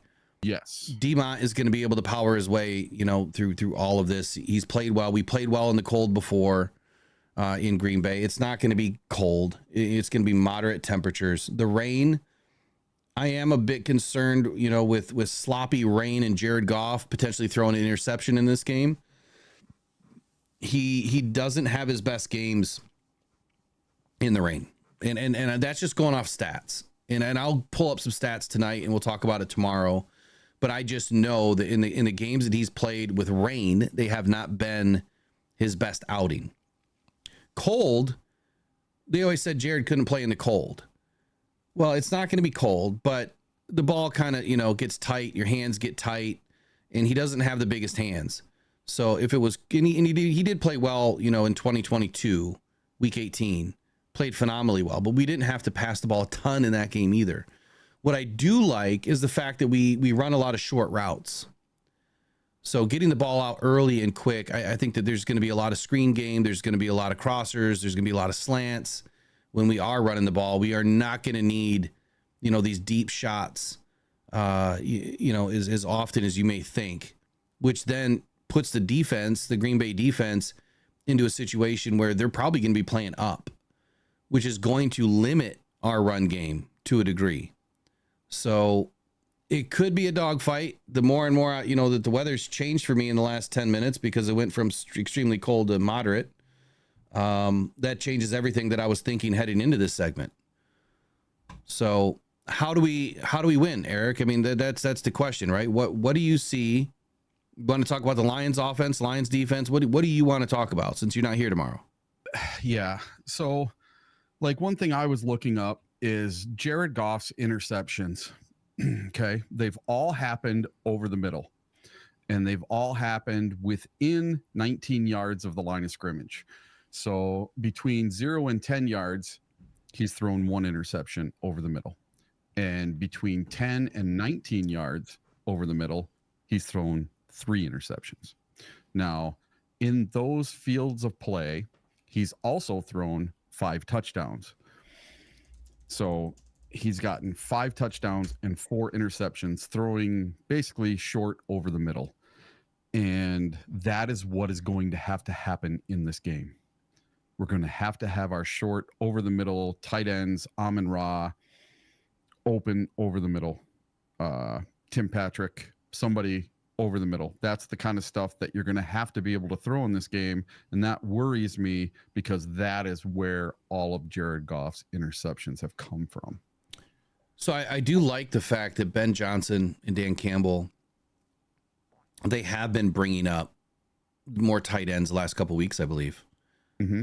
And that's kind of getting them ready, for this game where you're probably once again going to see it. I'm hoping that Parker Hess is brought up for this week.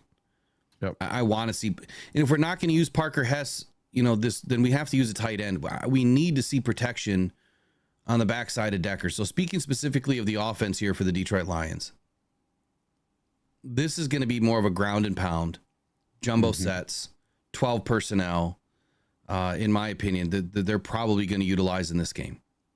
We do a lot of our play action, and pretty much everything we do out of 11 personnel is the balance of our offense.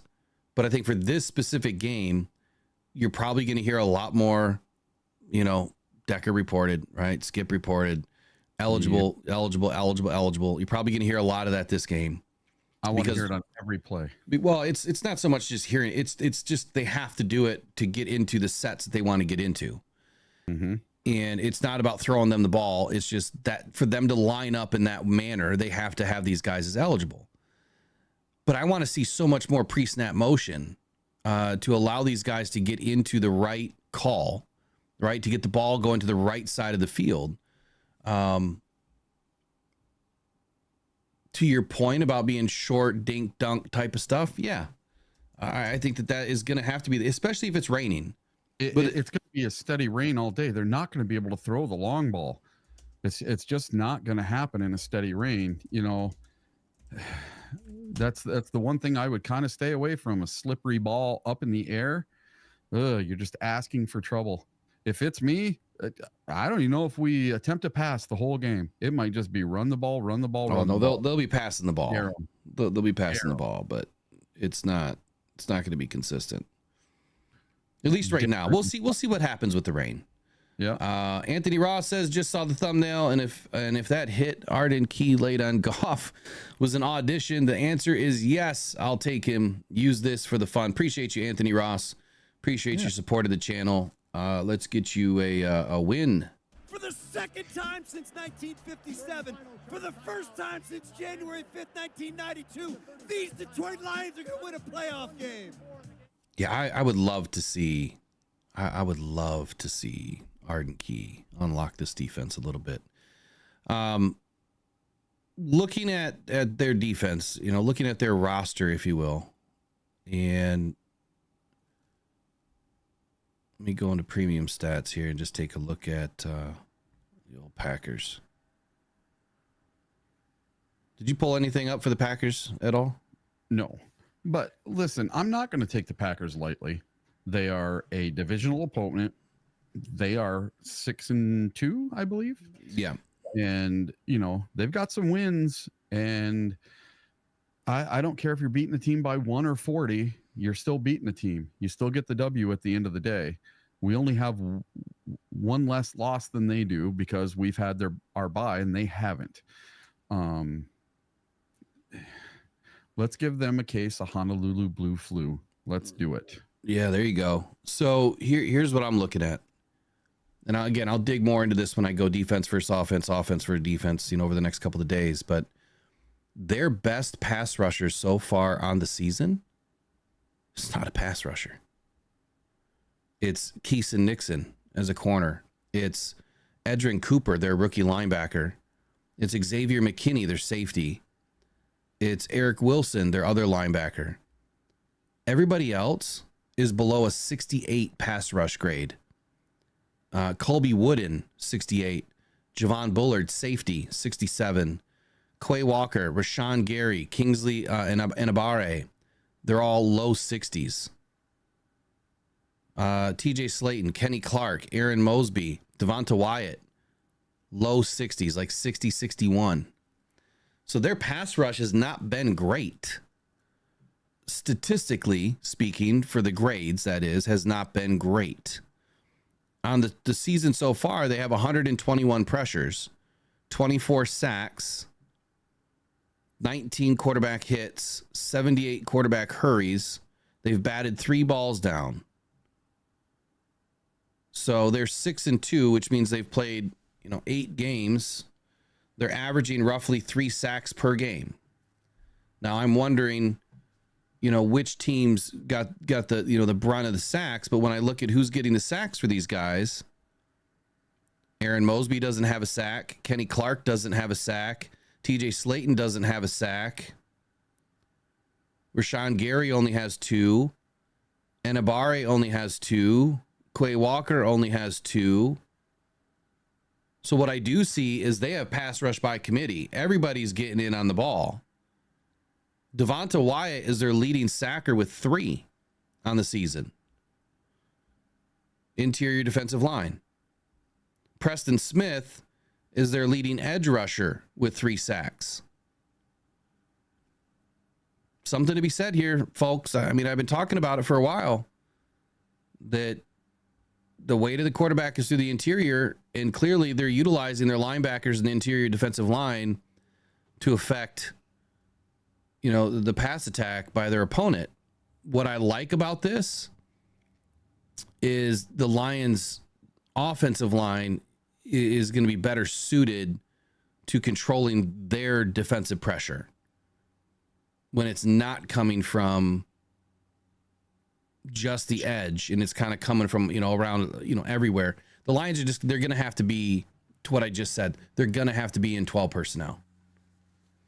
They have to be. If you go 11 personnel with a bunch of linebackers coming after you or the occasional DB, and you're not, leaving an extra tight end in to help, or an extra swing tackle in to help block or chip, or a Parker Hess, behind the line with a Demont or with a Jahmyr Gibbs, you're leaving Jared Goff wide open.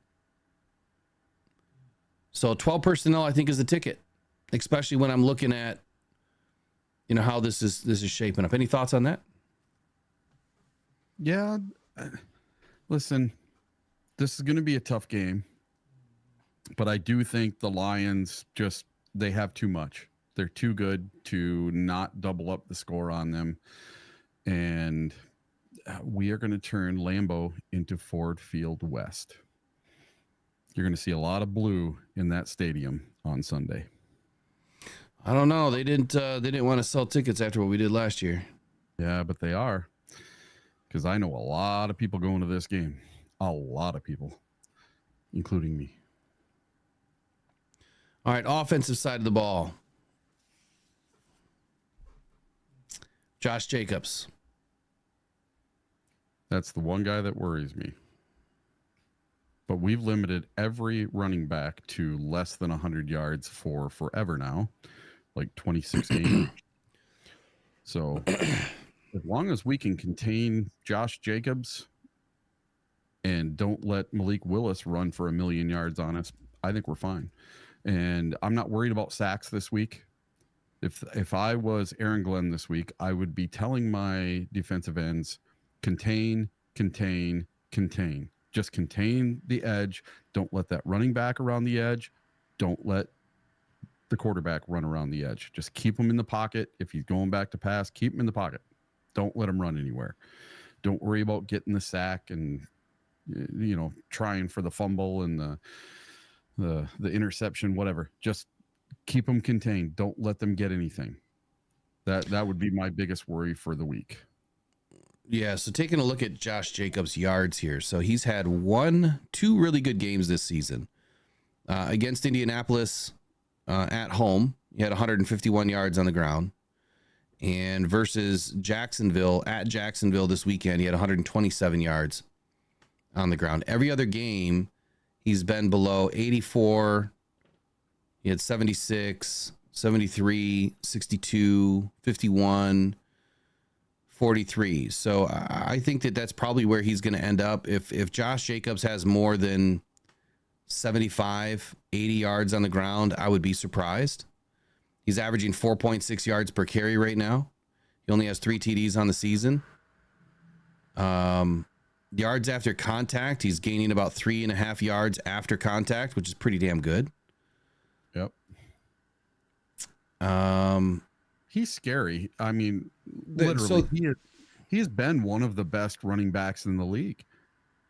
So it's almost equal between, their zone type run fits and their gap scheme run fits. They're almost identical as far as scrimmage plays. They're about 75 to 69 zone to gap scheme. So they're pretty balanced, and even in their run fit, they're a pretty balanced attack. So you just don't know exactly where the run is going to come from all the time. But I think the Lions have done a really good job this season in maintaining this gap and a half integrity that they play with on defense to keep these guys limited. To your point about Malik Willis and not letting him run all over, right now we're expecting Malik Willis as the guy to play. Yep. Until we hear differently, Malik Willis is the guy that's in. And that's how I'm going to have to prep the game, we'll see what happens in the injury report today. It comes out at 4:00. That'll give us our first taste of where Jordan Love could be. Friday afternoon at 4:00 will give us our second taste, which is usually the defining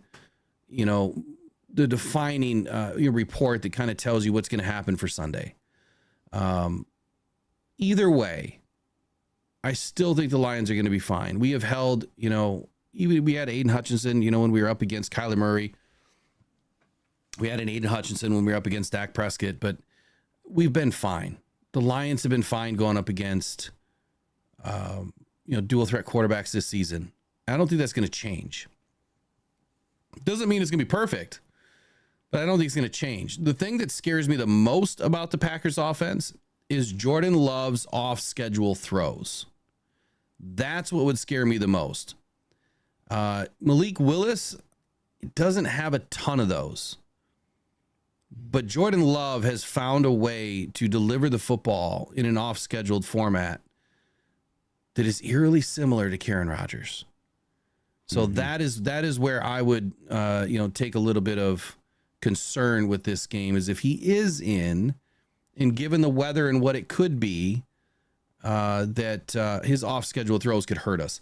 Assuming that our DBs are good to go. Look, we got some of the best in the game. We got the best safety group in the league. Carlton Davis is playing pretty well. Terrion Arnold is really starting to step up. And if you don't think that Terrion Arnold's about to have his best game, I'm telling you right now, there's one shot that I'm going to call right now. Right now. Brian Branch is going to get another interception. And Terrion Arnold might get one too. It depends on which quarterback's in, but we haven't had a corner get an interception yet. They're due. One of them's got to get one. Well, as long as they continue to punch the ball out, and I think that's the biggest key. And I said it last week that the biggest key to that game was turnovers and just managing the turnover ratio and winning. You've got to win the turnover battle, and the Lions did an excellent job. I mean, the fact that prior to the season start, Eric, there's a few things that I said that we had to have this season. And one, for sure, is I said that we had to limit opposing offenses to 20 points or less. Yep. Do you know where we are at right now? I didn't look. I'm pretty sure it's 17.8. Well, that's got to be top of the league. After that, or no, we were at 20. We were at 20 something. So let me see. We were at 17.7. Yeah. It's crazy good. Yep. So one of my biggest keys to the whole season, you keep teams under 20 points, you're going to win just about every single game. Yep. And that is held true. We had one letdown versus the Bucks. Otherwise, we're undefeated right now. Mm-hmm. And at 17.7 points per game, what do we know what the Packers are averaging? No, can look it up though.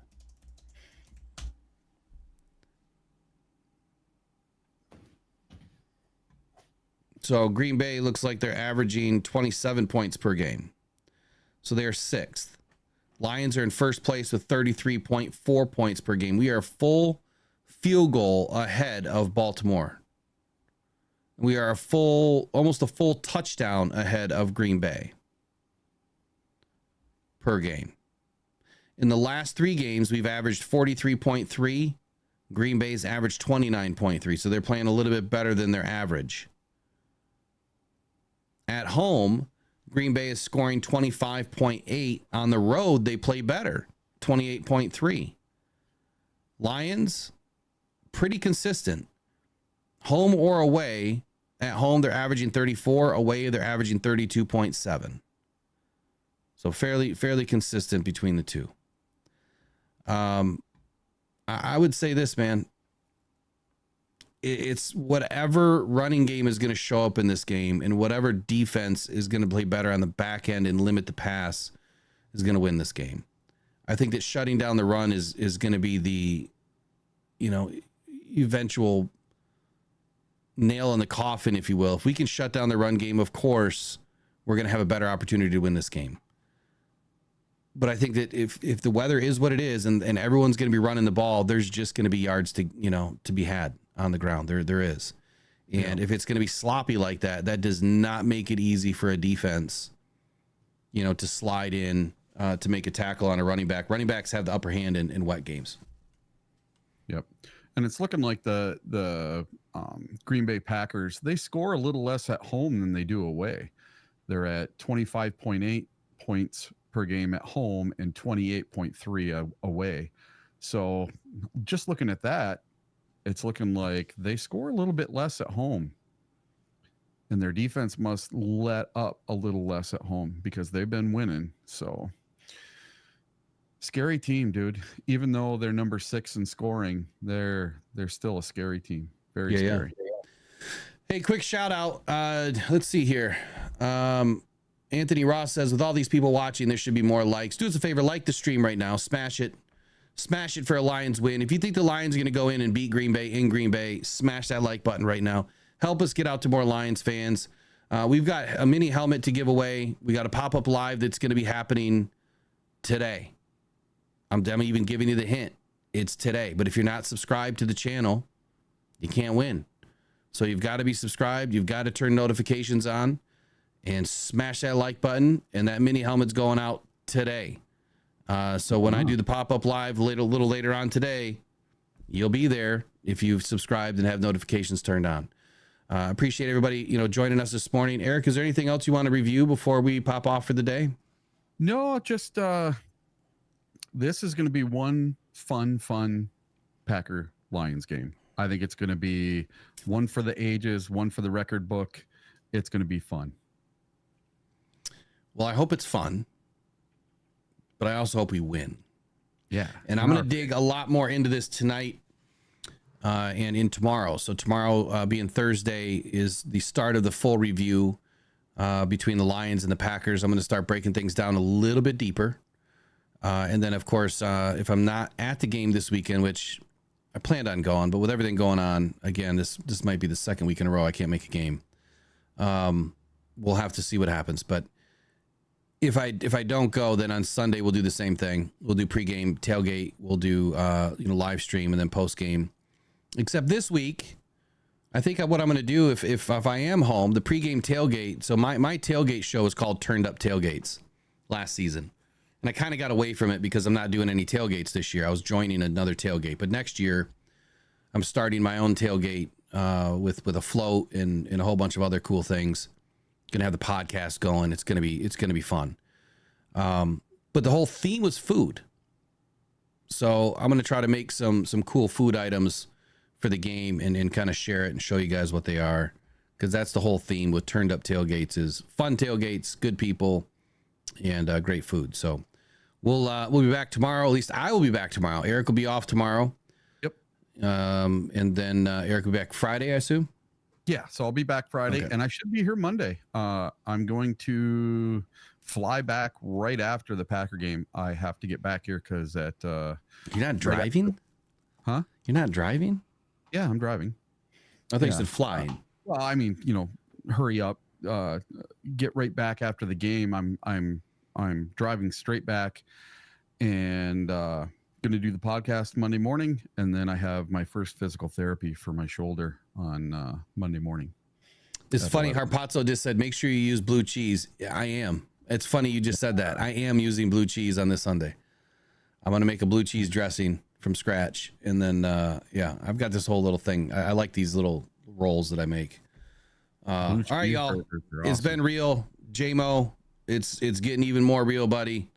It's time to get out of the garbage, right? You got to get away from it. The Lions organization is a top-notch organization. They're handling things the right way. But this has clearly been kind of a rough time for, one of their prize draft picks. This is a big gamble.